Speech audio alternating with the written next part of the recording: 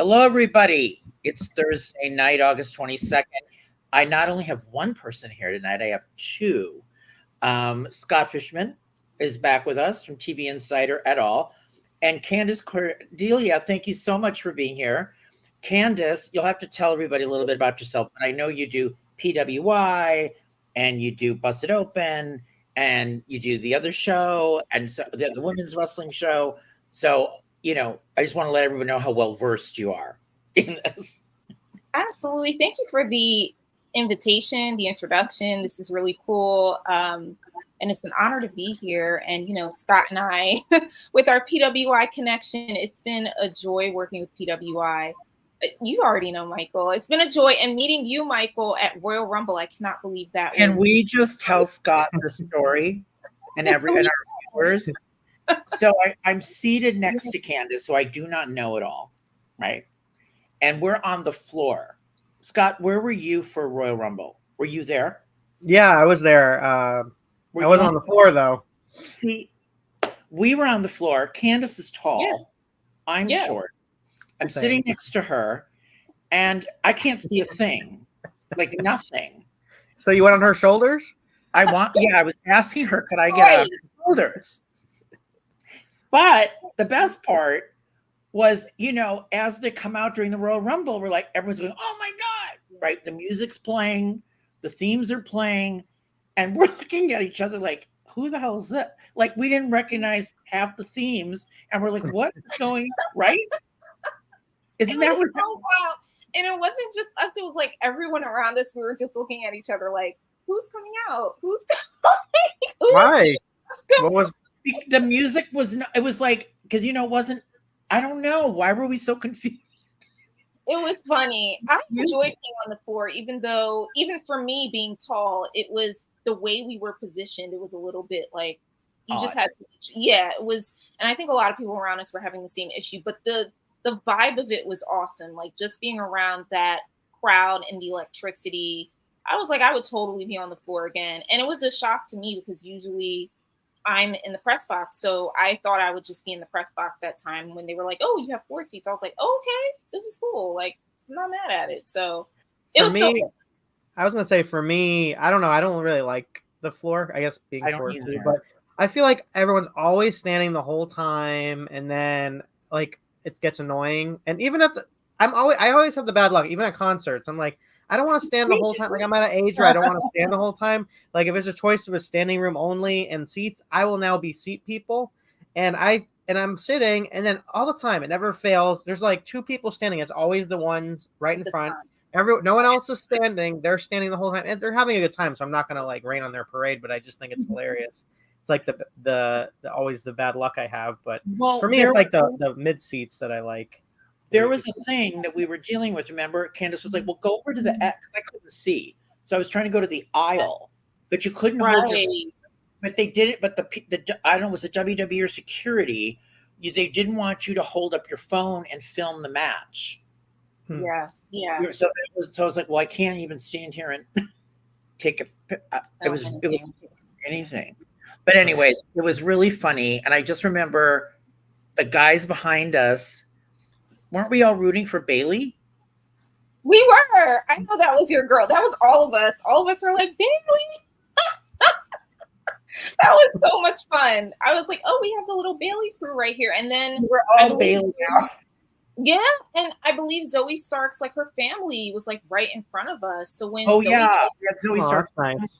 Yeah, that was really nice. So I was like, oh, they have a big fan club for Zoe, and then one of them, which was her mom, was like, oh, that's my daughter. And I was like, what? That was really cool. So, well, before we get into the actual show, I mean, you guys, when you first started writing for wrestling, how long ago was it for each of you? Wow. Yeah, I'll start. Well, for me, I was in high school, and I was a sports editor for the newspaper. Of course. And I would try to get whatever wrestling I could in there. Like I have a story where the XFL was starting out, and I wrote a story about the XFL.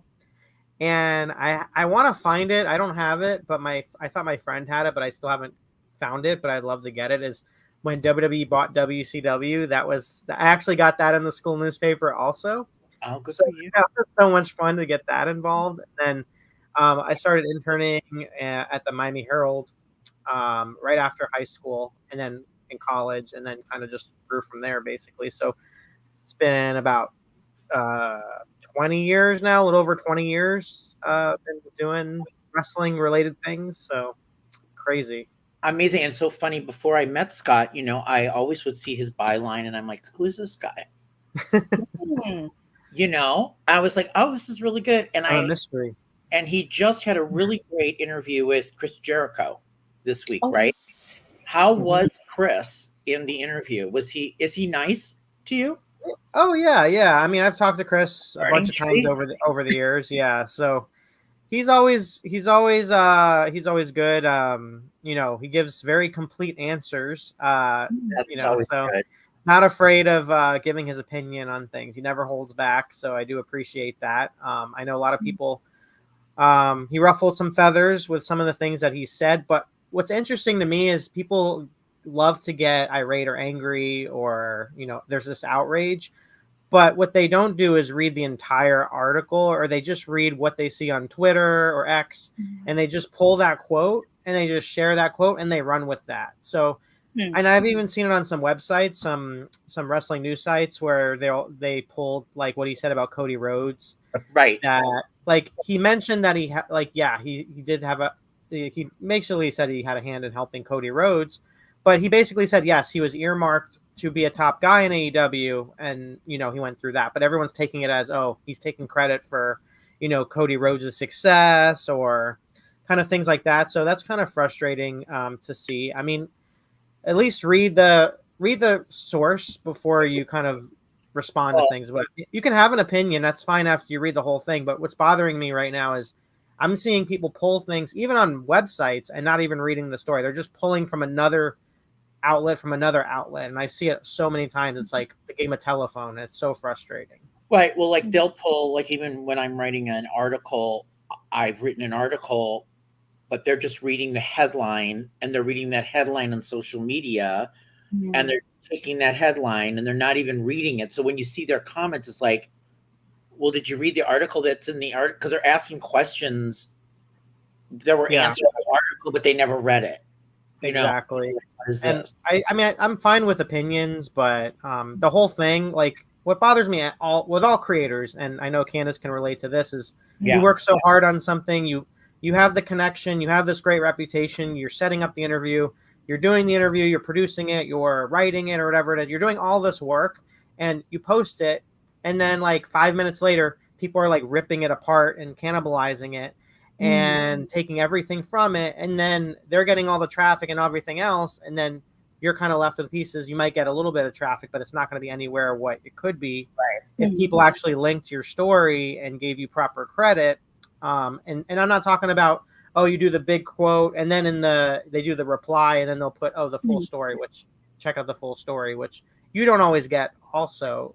You don't always get that. If you're lucky, you get that. But I don't know. I just feel like it's getting worse and worse. And soon there's not going to be enough original content because I'll be honest, it's an uphill battle sometimes to get wrestling coverage. Like it's not easy to get people to say yes outside of the wrestling space. So when it happens, I'm trying to push it. Like I'm very supportive of the business and I want to get it out there and I want to get traffic, and, people are pulling it apart. So, it's going to get to a point where they're going to be like, no, it's not getting any traffic. And I'm like, well, it's everywhere. It's all over the internet. I see all the highlights, people pulling everything. So why isn't it doing well? Well, that's why. So I'll get off my soapbox now, but that's where I'm at. Candace, what about you now?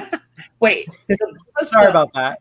Well, wait, Candace, you've got like like when you go to Candace email, there's a lot of things you contribute to. Yeah. So what did you start with first? And you were I started off with entertainment. I didn't get to PWI until I'm going to say 2021, like mid 2021. And before then, even during the pandemic, I was still writing entertainment, and sports really just wasn't in the vernacular for me at all. I started off just TV and movies, like that was the thing. And I had done extensive work doing like red carpet premieres and doing celebrity interviews backstage, working with places like ABC and Entertainment Tonight Online and New York Daily News. So I had that like New York experience, plus that regional, plus that international, just doing, you know, digital work also. So wrestling, to me, I wasn't even thinking about wrestling media or press really. I started off in wrestling as a backstage interviewer, so I really was working in the indies. I started off when I was living in New Jersey, working in the New Jersey indie scene, and my whole thing was like being actually backstage, like being like, you know, the Renee Paquette of like XYZ indie, you know, indie wrestling. Right. Because people like her were the first persons I saw when I really started watching wrestling hardcore, which was like 2015, 2016. I remember wrestling as a kid, but like there were no, from what I remember, there were no female, you know, backstage correspondents like a Renee or like, you know, a Kayla Braxton or, you know, any of the other women backstage. So when I saw someone like Renee, I was like, wait, that's a job? Like they're doing that now? So that really caught my eye. And then I started, you know, asking around, and I had no idea there was even a huge independent scene. I was very green when it came to wrestling. So I didn't get to PWI until 2021 because the pandemic hit. There was no work, you know, no one was putting on shows. And even the people that were putting on shows, I personally was like, I'm not going to risk, you know, going and potentially catching COVID, whatever it was at the time, because a lot of us were just in the dark. So I was still doing writing, and I ended up going towards the virtual route, which a lot of people in entertainment were doing. We were just doing these virtual press junkets and virtual interviews, and that became a whole new skill set to learn. And in the interim, I was like, you know, I could do this within the wrestling scene because there's not many shows going on. How about I just start interviewing wrestlers through the internet and online? And then all of that came together with PWI, with the writing and me pitching my shows and working things on that level. So doing media and doing press for wrestling didn't even really come for me, like the in-person stuff, until the pandemic started to wane a bit. And I was like, oh, wow, I guess I'm going full throttle with this. And I'm just going to use what I learned in entertainment to parlay that into doing this in person and being a person of the press for wrestling.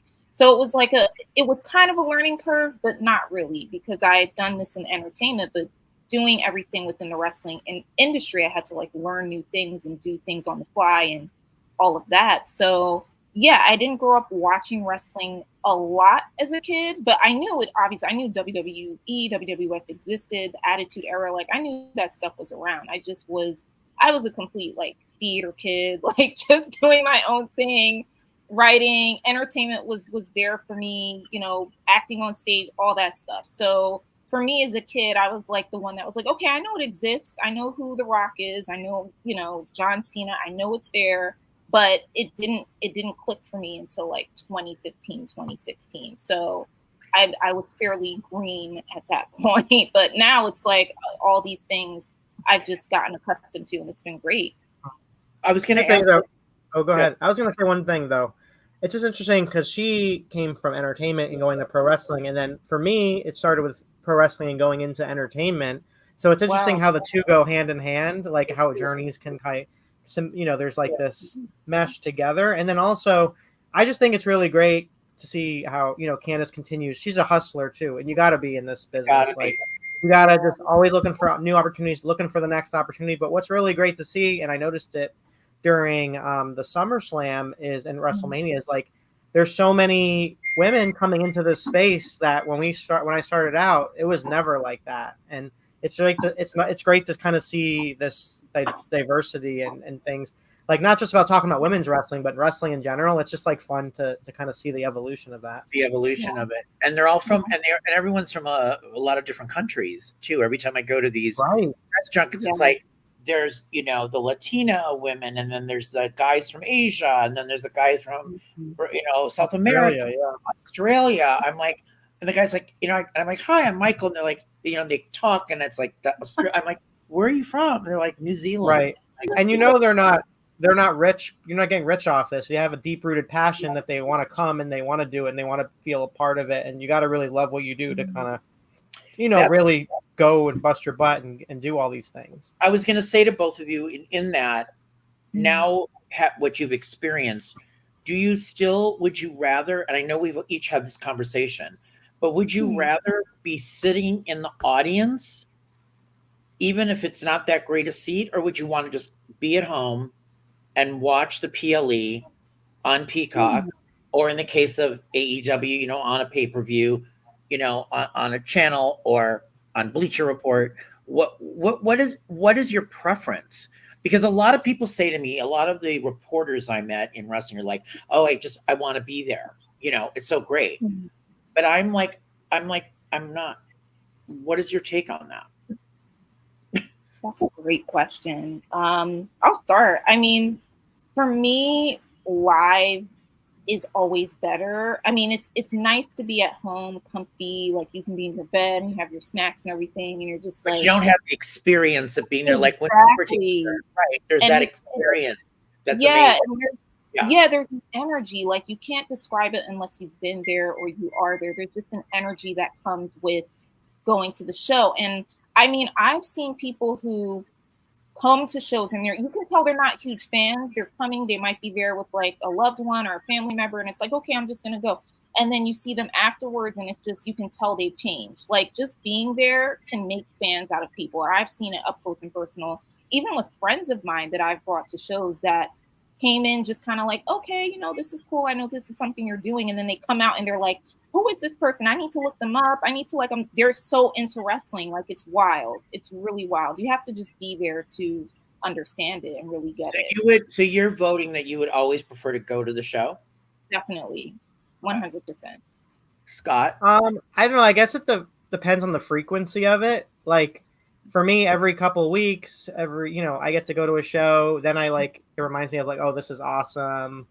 It's like this communal experience that we didn't have during COVID, and just going to AEW right after they left the restrictions a little bit. They loosened the restrictions. It wasn't fully loosened, but sitting in we were in little pods and we were like watching the show together, and that was just like such a powerful thing that we were stuck inside for so long, and here we are at this wrestling show, and you're feeling this normalcy, and you're reminded of how awesome this experience is and how it was taken away from us, and it kind of gives you an appreciation. Like going to a concert, like depending on who it is, like watching a concert at home is not the same experience as going live and hearing the live music, and being there, listening to the music and all that. So I compare that to a wrestling a little bit.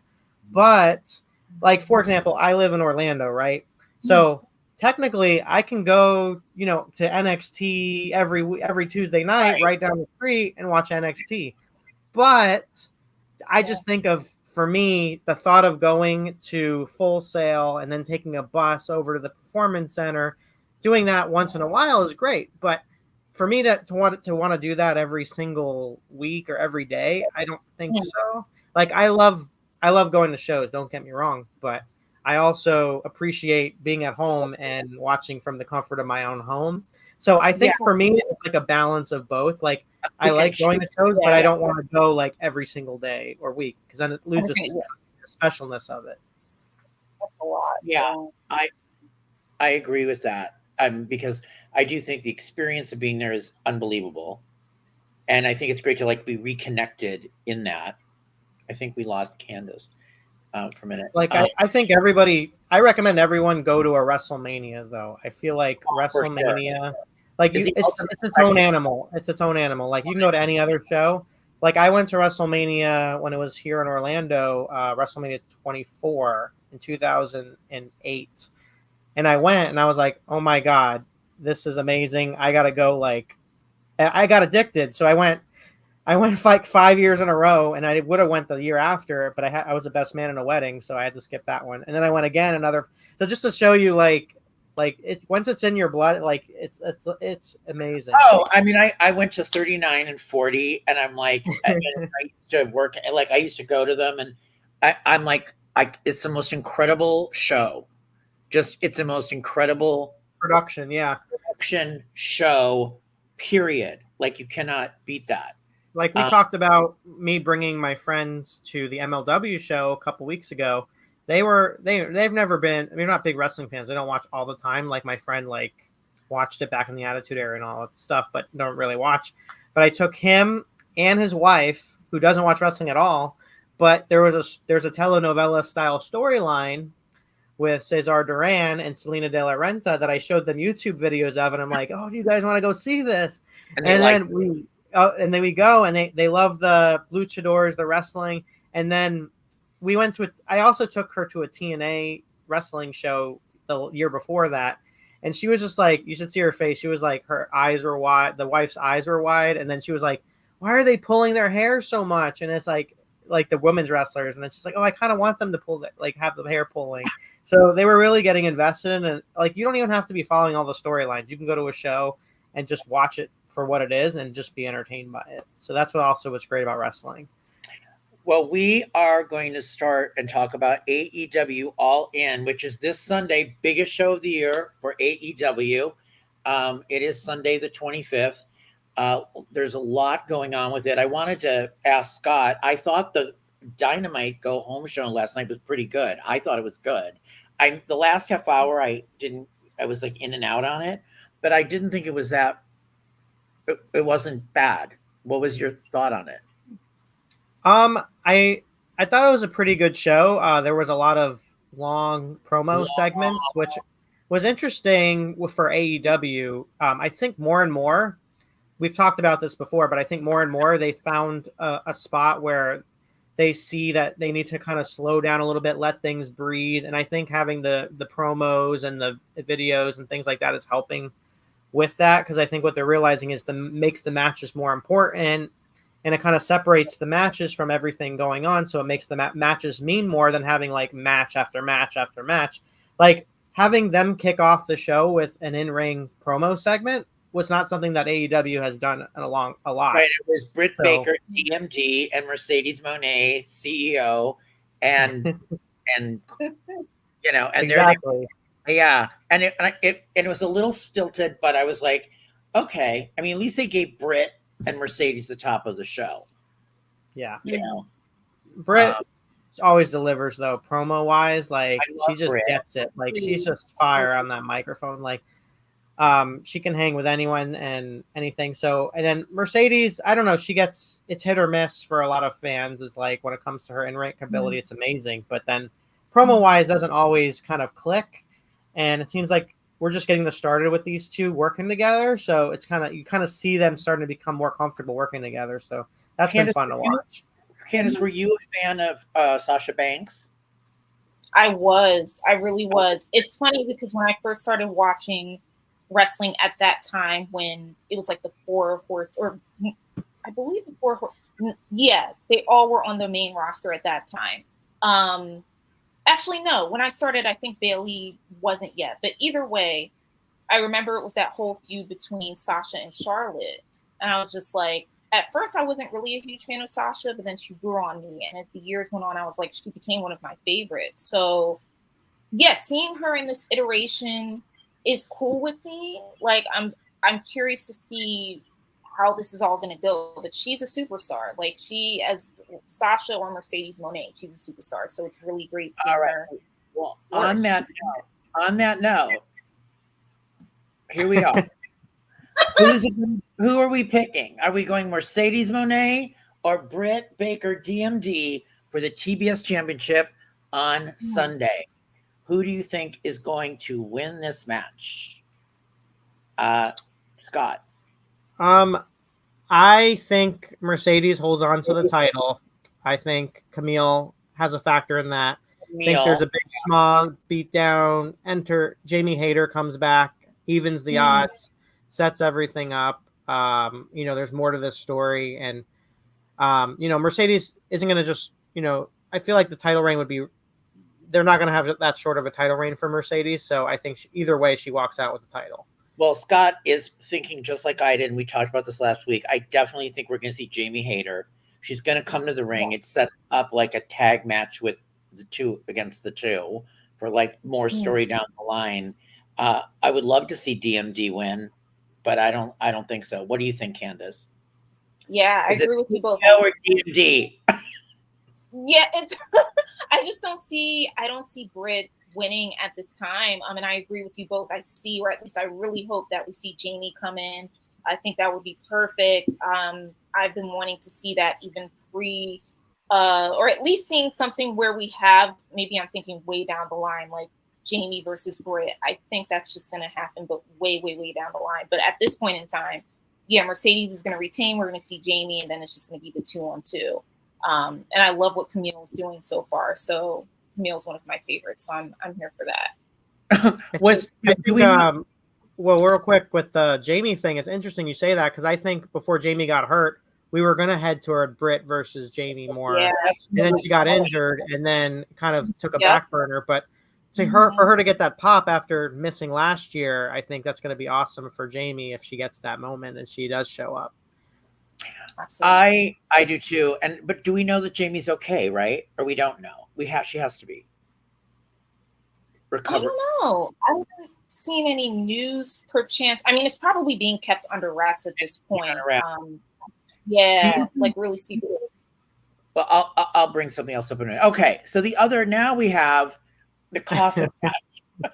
I love it. These graphics, man. That coffin match. We've got Darby Allin versus Jack Perry for the TNT Championship. I don't know if I care, but I mean, I want to care. But what do you think is going to happen here, Scott? I don't think we're going to be seeing. I mean, we might see some glass. I don't know. We'll see if it's. I'm so worried we're going to see glass. I was thinking about. I don't know if we have PTSD from last year. Hopefully, we don't have any issues, but. No, I literally have PTSD from last year. I'm like, is this another car thing? I can't believe it's been a year since that. Either. Crazy, and so much has happened since then. I mean, freaking CM Punk's in WWE right now, which who knew? Can you imagine where we were a year ago? But when you think about it, I was gonna say when you think about it, you know, Jack Perry and CM Punk are in better places than they were a year ago, which is crazy to think. I mean, Jack Perry has this, you know, this chip on his shoulder and this background where he's getting, you know, these reactions because of everything that went on, and he's kind of really embraced it. So I give him appreciation for that. I don't know. The coffin match stipulation is kind of weird to me with this kind of thing. I don't know. I feel like anytime it's not like an Undertaker situation or something, anytime they have a casket match or a coffin match, I get Darby's kind of like in that world, but it's just weird to me. I don't know about you guys, but. I agree with you. I like it. It's funny when it was Undertaker, it felt like it had more weight to it, right? Yeah. It was more important, and it was now just a match time because there was nobody greater than the Undertaker, right? So you believe this. With this, I'm like, and sometimes I remember when they did a coffin match on AEW and they slammed the coffin door down. It's like sometimes it just looks kind of weird. Like I don't know. I don't love it. But are you saying Jack Perry to retain? Yes. Is this a title match? No, this isn't a title match. Actually, it is. Yeah. Yeah. Sorry. Yeah. Yes. Yeah. I think they need, in order for Jack to kind of keep his heat and kind of keep building him up.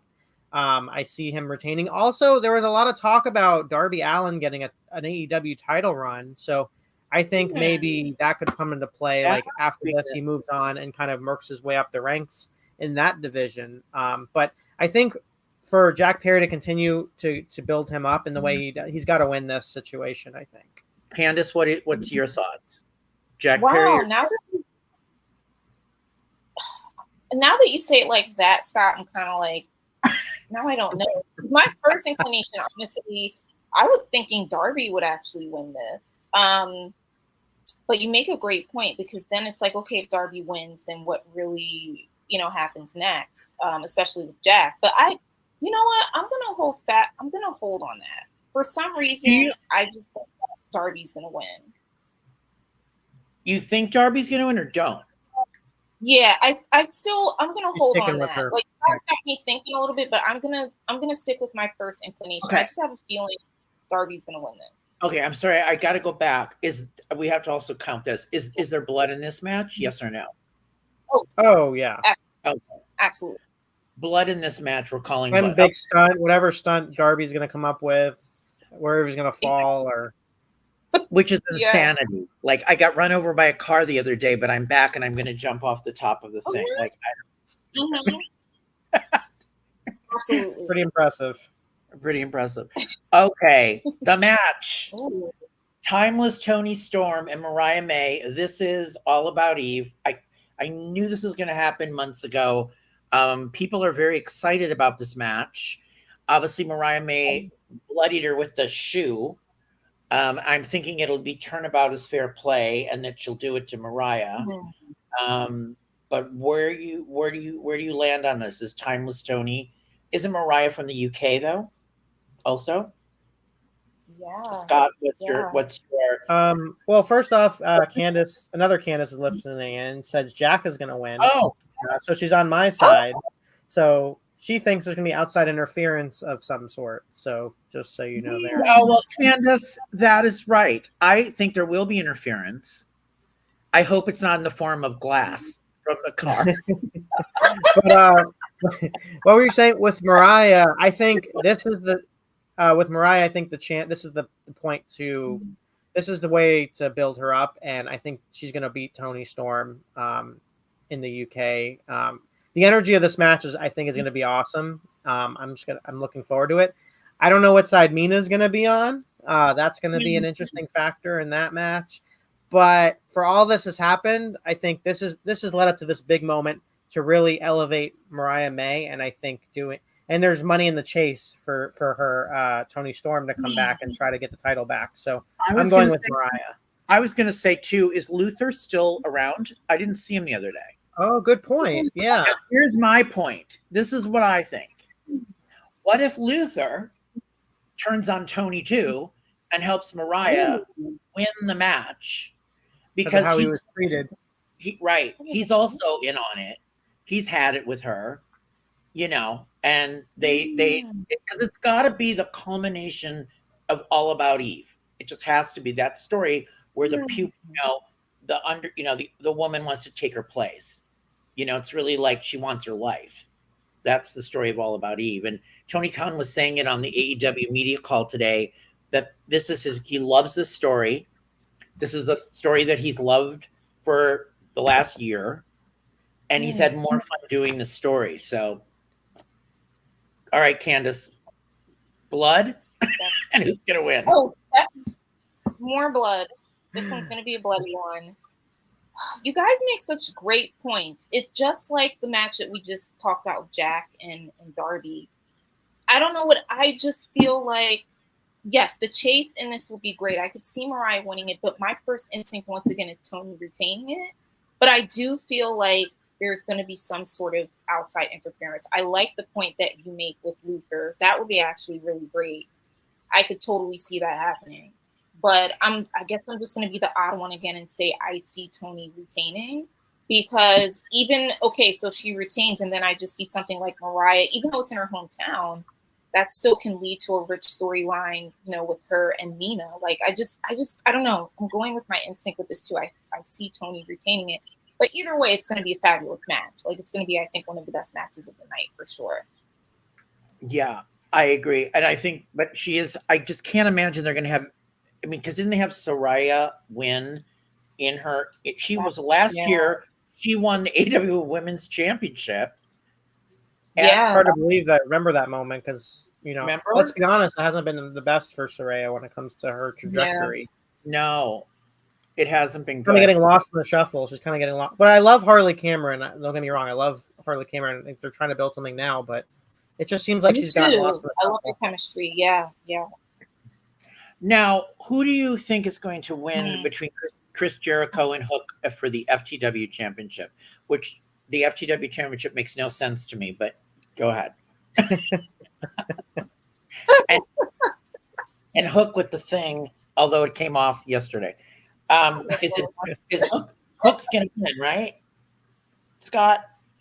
Yeah, I think so. I mean, I don't see what the benefit would be for Jericho to win here if you're really going to try to build Hook up. I would love to see Taz do something. I want to see him just hit him, knock him out, some sort of run in. This is kind of how it started out, and they have a history. Taz and Jericho have a history to have this moment with his son. I just would love to see that kind of come into play.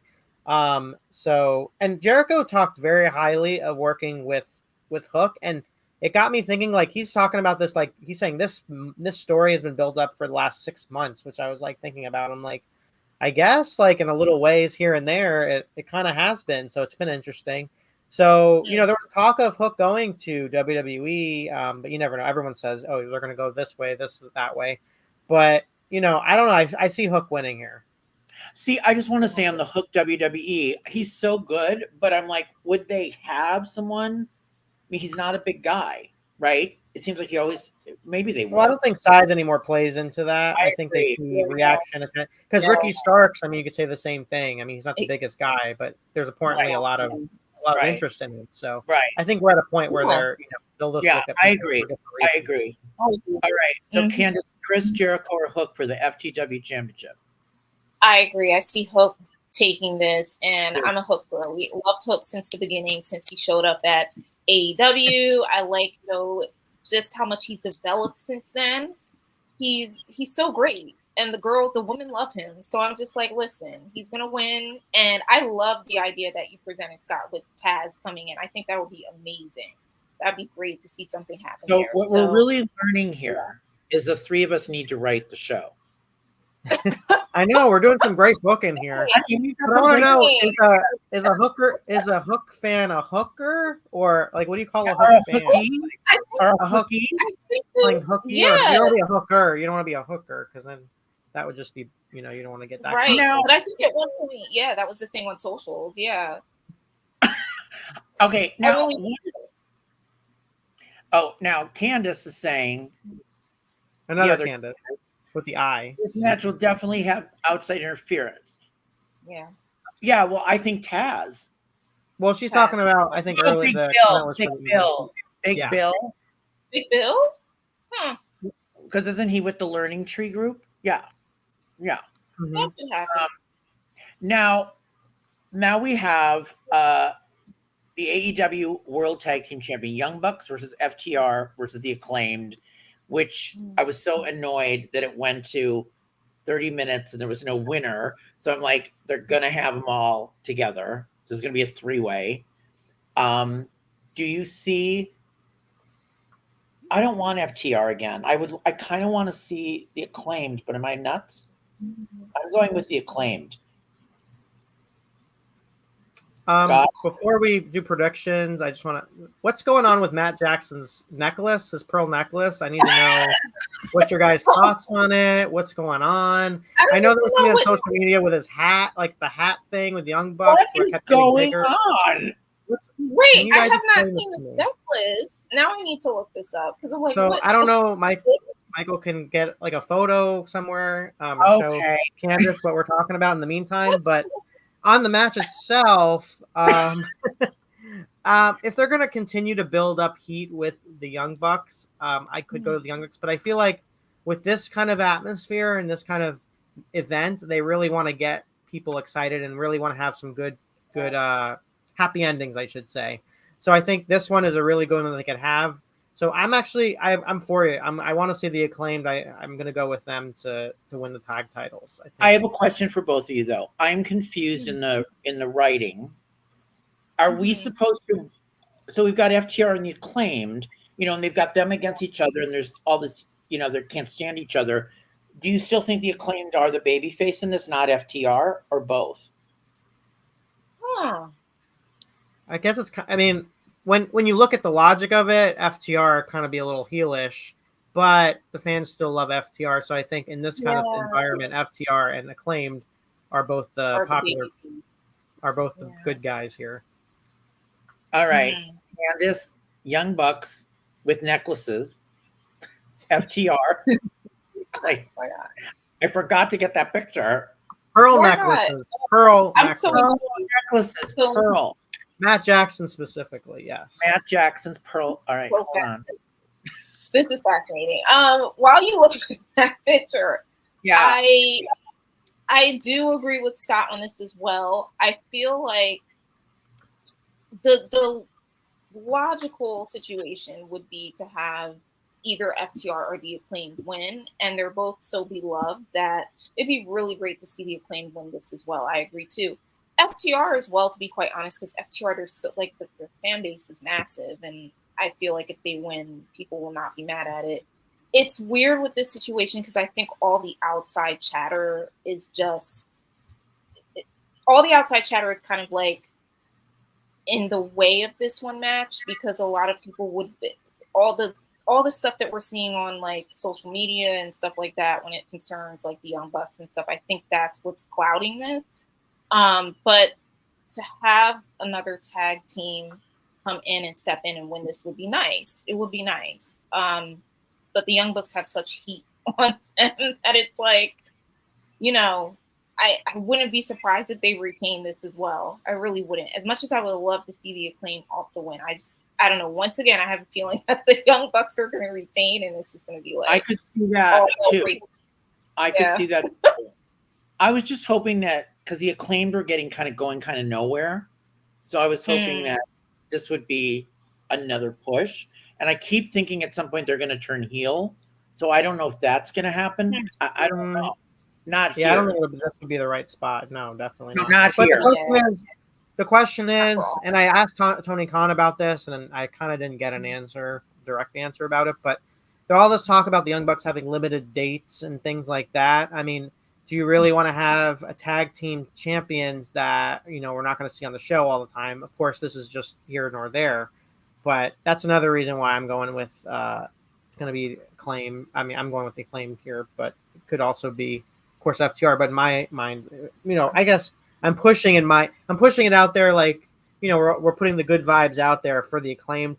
But I know deep down we're like, oh, but it might not happen here. But we're going to go with it. I'm going Acclaim. You're going. Okay. The Casino Gauntlet match, it has to be Hangman Adam Page is going to win this. Don't you think? Because I'm thinking. So I would normally say yes, but there is a lot of talk about Ricochet and signing with AEW, and what better way for Ricochet to get really in the mix than winning this match and pissing Hangman Page off, because you could see Ricochet winning the match and pissing Hangman Page off and beating the crap out of him, and then we got his first story. That's where I'm going. You think if Ricochet shows up, that would be amazing. That'd be. It's too perfect a scenario for me. That'd be a huge pop. That would be great. But is he going to be Prince Puma? Is he going to be like what name are we going to see here? Oh, right. I'm curious. Are we going to see the old, you know, or something new, a new name? New name. Not hologram. You know, it's not going to be hologram, but you're pushing hologram. I would like hologram to come on this show. Yeah, that would be amazing. Hologram is one of the guests I would like to have. Now, I'm assuming he speaks English. If not, who speaks Spanish here? He's mysterious. He may have a little bit. Poquito. I speak Poquito. So Candace, who's winning the Casino Gauntlet match? Is it Orange Cassidy? Is it Hangman? Like, who are the others that could be in here that could potentially get a title shot? Seems to me, although it's a great idea, Scott. It's good. I don't know if it would be OC, as much as, you know, they pushed OC to the moon. It's like they don't have anything for OC to do. Yeah, I think there's just a little bit of a lull. Have the others been announced, or because this is the one that no. It says the press release says Orange Cassidy, more competitors, TBD. It's TBD. Can you guys explain this to me? Where the hell is Wardlow? Like, you know what? Where is Wardlow? I would like to see now. It'd be nice if he won, but he popped. As I was thinking, I was like, Wardlow, probably could be in this gauntlet match, to be quite honest. Don't know. I don't know if he was hurt or just taking break. Not sure, but that would be nice. It's just a bizarre thing with Wardlow. It's like he came back and then we haven't seen him. And then That's a really good point too. I don't know, but I don't know. I just think it's Hangman somehow. But I would love it to be Ricochet. That's great. That would be like a wild card. Okay. Here we go. Will Ospreay, MJF for the American Championship, the International Championship, which is this is the match that I'm most looking forward to. And what do you guys think? Is Will Ospreay going to win the title in his home country? Or are we going to watch him lose and make this more annoying?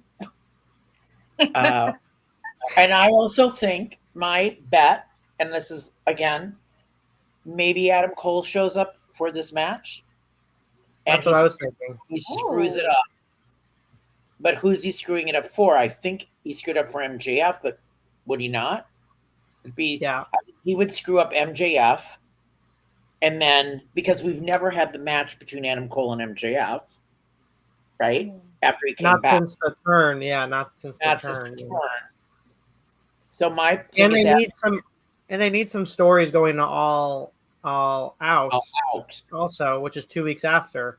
So that's what we got to think about. It's like all these stories have to continue, but you got to have stories built in for the next 2 weeks because you can't just have cold matches after cold matches at the pay-per-view, the next pay-per-view. So if Adam Cole comes out and you rush and you're doing Adam Cole MJF, then there you go. So I really want Will Ospreay. I love Will Ospreay. So I think he's the greatest. I mean, I'm so want to watch this match because I'm going to be yelling and cheering Will Ospreay from here in Los Angeles. So Will Ospreay, Scott, to win? Yeah. I think Will Ospreay wins again. Back to the feel good, like in these stadium shows, you want to have these feel good moments. You need a feel good moment, and I think that's going to be a big feel good moment to see him win this match. I mean, it's just crazy how right on the scene. Like I knew Will Ospreay, I knew how great his matches are. I watched him, but as a personality, I saw a little here or there from his social media and stuff, but he hasn't really gotten to grow as a character performer in front of the camera, and that's one thing what's been great about AEW's been doing great with, and he's been really shining on the microphone. He just has like a charm about him, and you just can't help but like the guy when you're watching him on TV. So he just like that just shows like it just shows off the TV screen. So and the best part that I got to give MJF credit for was last night during this long segment with the two, right? Mm-hmm. But the way MJF finally exploded, went, everything was okay, and now you took over for me. You know, it was that jealous thing that finally came out, right? It was like, until you came here and took out. You know, that's a great imitation. Spot on. You know, and it was like, I thought that was great. The story. That's funny. Because I couldn't figure out he's like super jealous of Will Ospreay, which now makes sense, right? Because they finally just laid it out there. So, Candace, is it MJF or Will Ospreay? And is there blood? It's gonna be Will.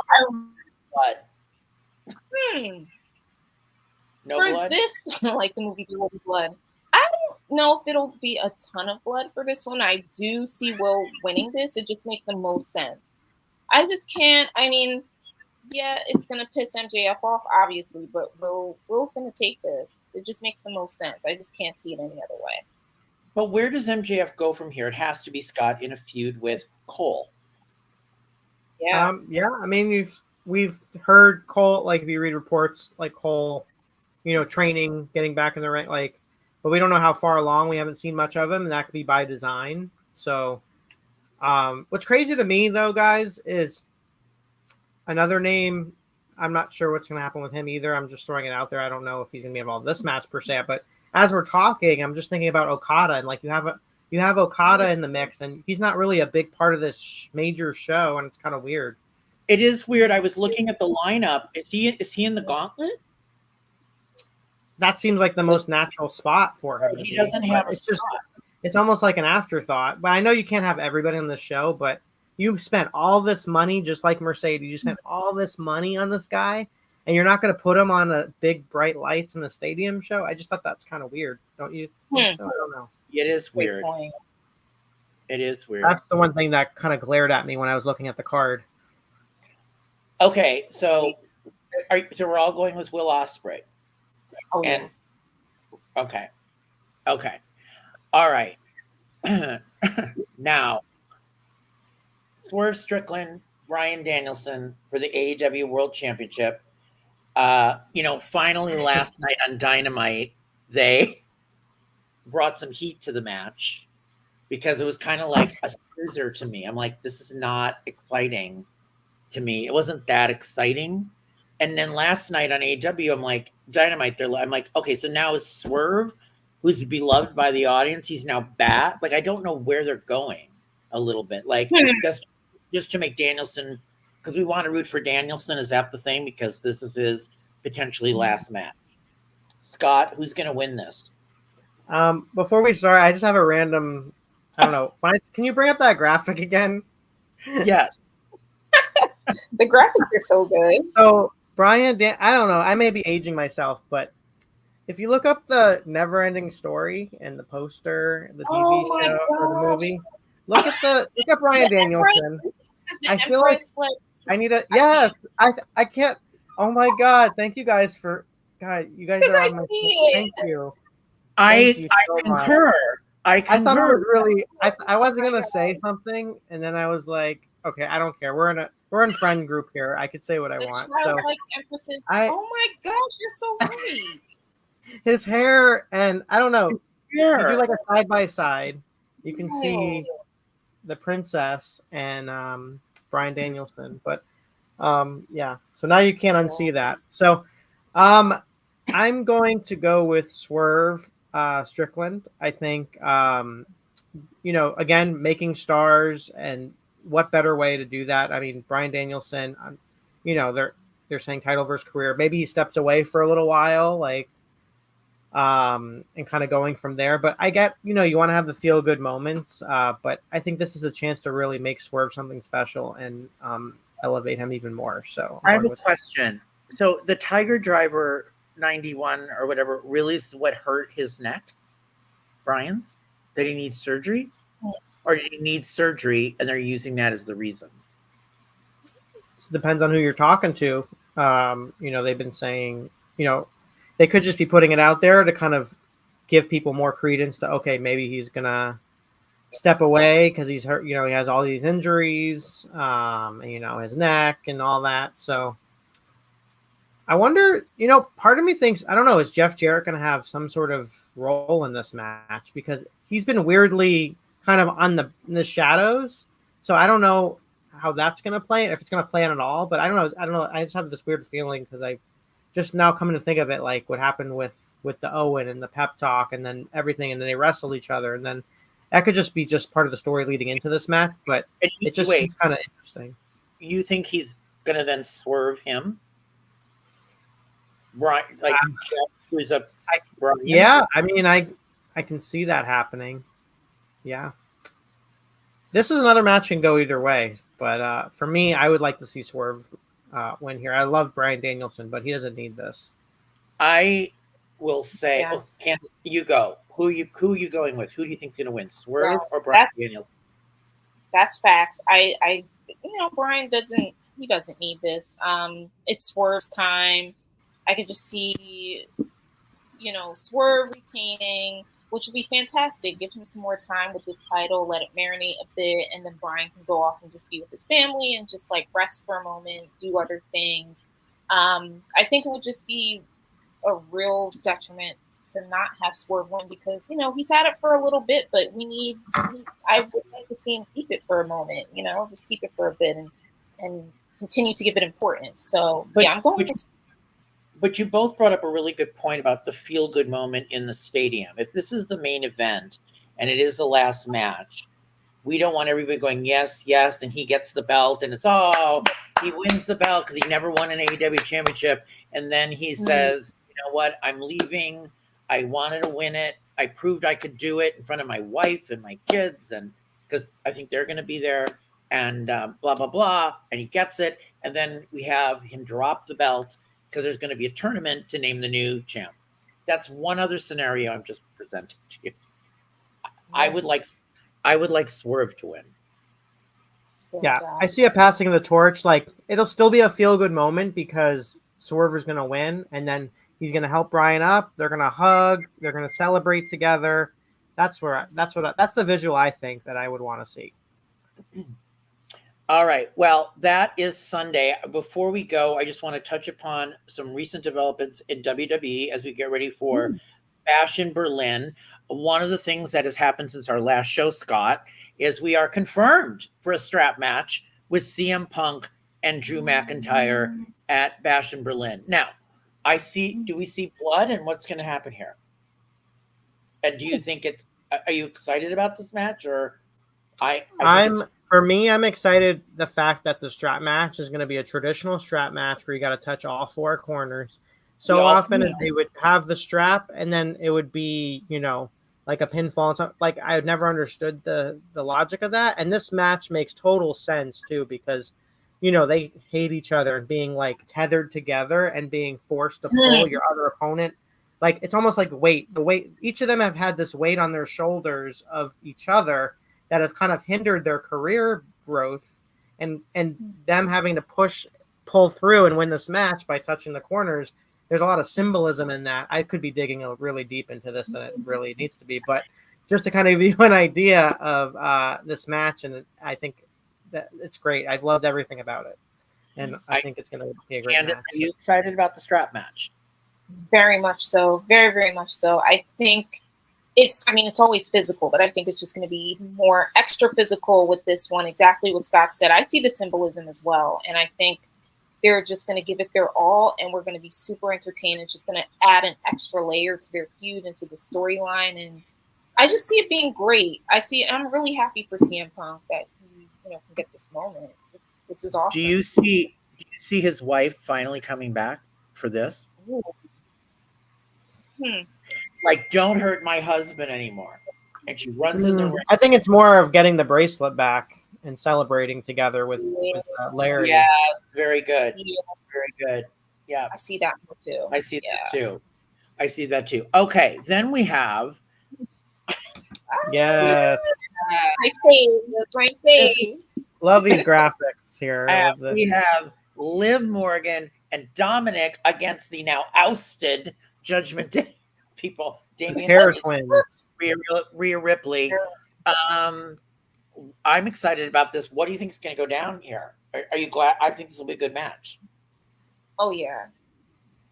I see Terror Twins are going to get their revenge, I think, here. They have to, right? Or are they just going to get jumped on by the rest of the Judgment Day?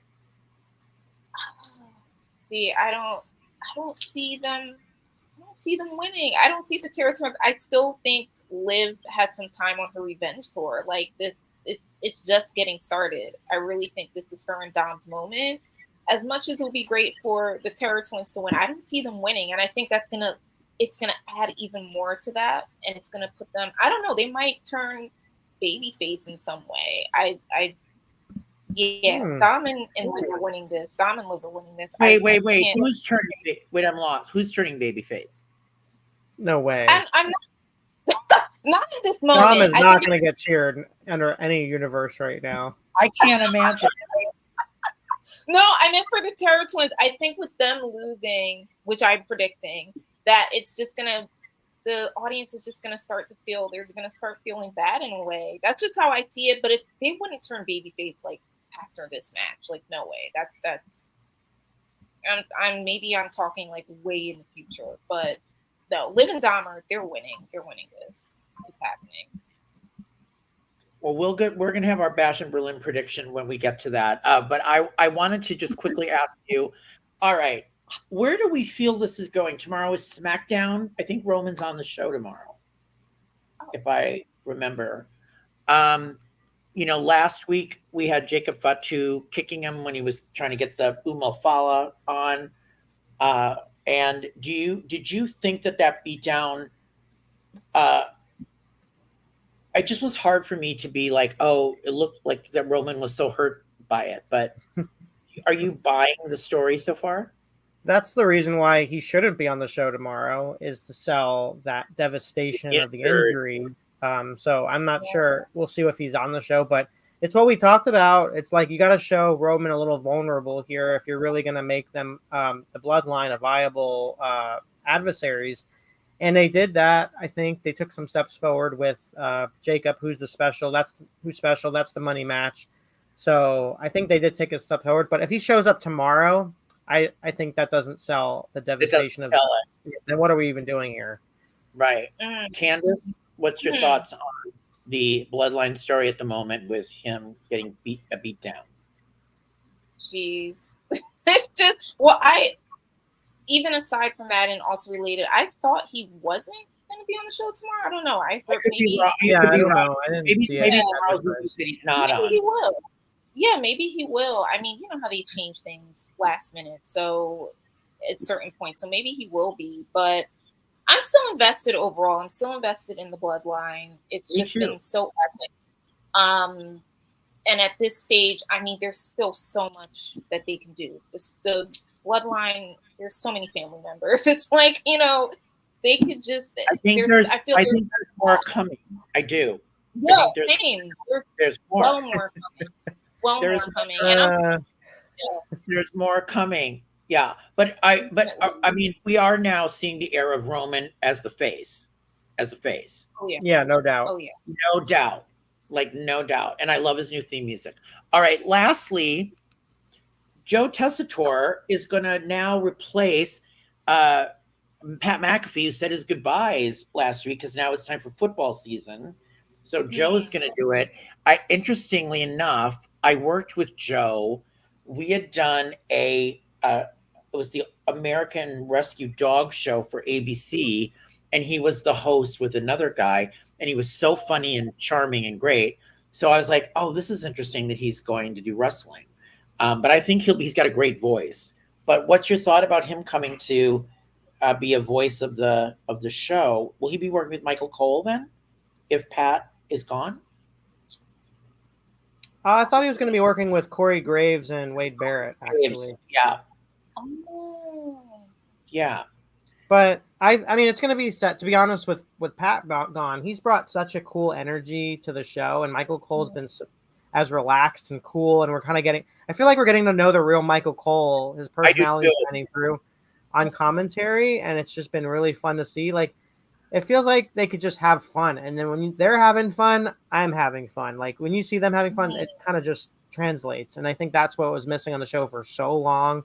They wanted to be professional, always everything had to be perfect, and you know, just to seeing how relaxed everything was, and just brings that energy of to everything and makes the show really fun. I know he's, you know, not everyone's cup of tea, but I really have enjoyed it, and I think he stepped up, and it'll be interesting to see how the show changes, or you know, with the commentary. And he's not going to be coming back until the Netflix premiere, so that'll be interesting to see what happens. Yeah. All right. Well, if I can get Scott back, we will be back Sunday after All In with our post show at midnight, right? Midnight Eastern time. No, it's not finally ends. No, it's in London. It's early. Exactly. I know. Oh, yeah. Still, my prediction is still because I'm trying to tell Scott, Candace, that it's not going to be that late, but I know AEW shows go 15 hours. We got to pack a lunch, a dinner, maybe some breakfast. That's so true. Maybe breakfast, probably. Breakfast will be sent to Scott's home. We'll get some tea and crumpets because we're going to be watching London. Oh, yeah. And then I'll meet you back on here for the post show. We have to have a post show. Yeah. I guess because I think it's good to have. I guess you're gonna have to wait. I mean, I wanted you to show Candace the pearl necklace Matt Jackson was wearing before he left. Candace was asking. The other Candace was asking for her first reaction to it. So. Oh yes. Before we go, I don't know if there's a way you can kind of bring that up. Use your technology. I'm trying to find that. I'm losing myself for this because I'm like. Or. I am. I mean. Let me see if I'm not getting it. Just go on X and type in pearl necklace Matt Jackson, and I'm gonna see if something comes up. All right. I'll do the same. Well, just look up a photo of Matt Jackson from last night. I don't see him wearing a pearl necklace. Pearl necklace. And you'll be able to see what I'm talking about. So I see pictures from his Instagram. Maybe it's on his Instagram. I love how it's just showing pearl necklaces. Like, I mean, you want to just look for pearl necklaces. You might get something else. Wait. I think it was he was wearing it right in the ring. Yeah. I got some videos here, but I don't know if I can. Hold on. I'm sorry, I'm keeping everyone, but I feel like this is very important.